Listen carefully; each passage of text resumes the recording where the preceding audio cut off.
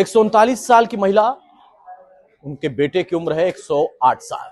जो सबसे छोटा घर का सदस्य है, जिसे दादी का पोता अगर कहें तो ज्यादा बेहतर होगा, उसकी उम्र है 77 साल।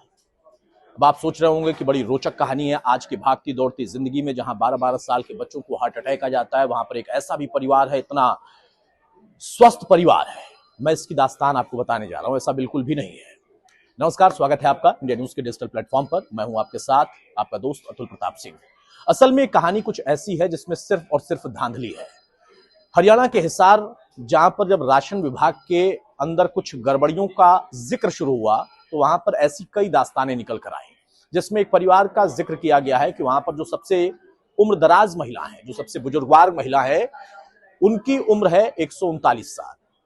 नाम शर्बती।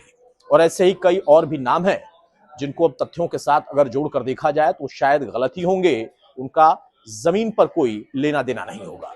उस परिवार में एक महिला 139 साल की, वो भी राशनधारी है। उनका बेटा जो कि 108 साल की उम्र का है, वो भी राशनधारी है। और साथ में जो उनका पोता है, वो भी राशन लेता है। सरकार की योजनाएं चलती हैं। अब भी आप कहेंगे कि इसमें कोई गलत बात तो नहीं है। गलत इसमें कुछ नहीं है, लेकिन असल में नाम ही गलत है।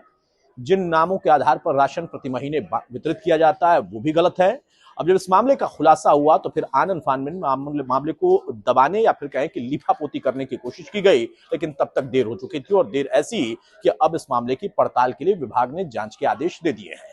अब इस जांच में निकल कर आएगा कि इतनी सख्ती के बाद अलग अलग प्रदेशों में नई व्यवस्थाएं की गई कि सब कुछ ऑनलाइन कर दिया जाए। जो भी दस्तावेज हैं, जिनको भी लाभ मिलना है, जिस परिवार को, जितने भी सदस्य हैं परिवार के, उनको लाभ अगर मिलना है तो उन सभी के बारे में जो दस्तावेज हैं वो एक जगह पर एकत्रित हो जाएं, ताकि वहां किसी को धांधली करने का मौका ना मिले। क्योंकि इसके पहले हमने चुनावी दौर में भी देखा है कि पेंशनधारी हो, राशनधारी हो, सरकार की तमाम योजनाओं का लाभ लेने वाले हो, उसमें एक बड़ा आंकड़ा, हरियाणा हो या फिर बाकी अन्य राज्य, वहां पर उसमें जबरदस्त तरीके की धांधली हमने देखी। लेकिन उसको ही सही करने के लिए प्रयास किए गए थे। अभी उसमें थोड़ी कमी दिखाई देती है, क्योंकि तरीके और भी निकाल लिए हैं।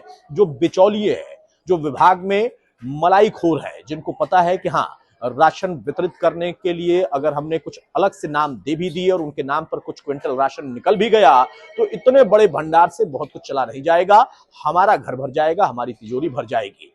लेकिन देर से ही सही मामला खुल गया।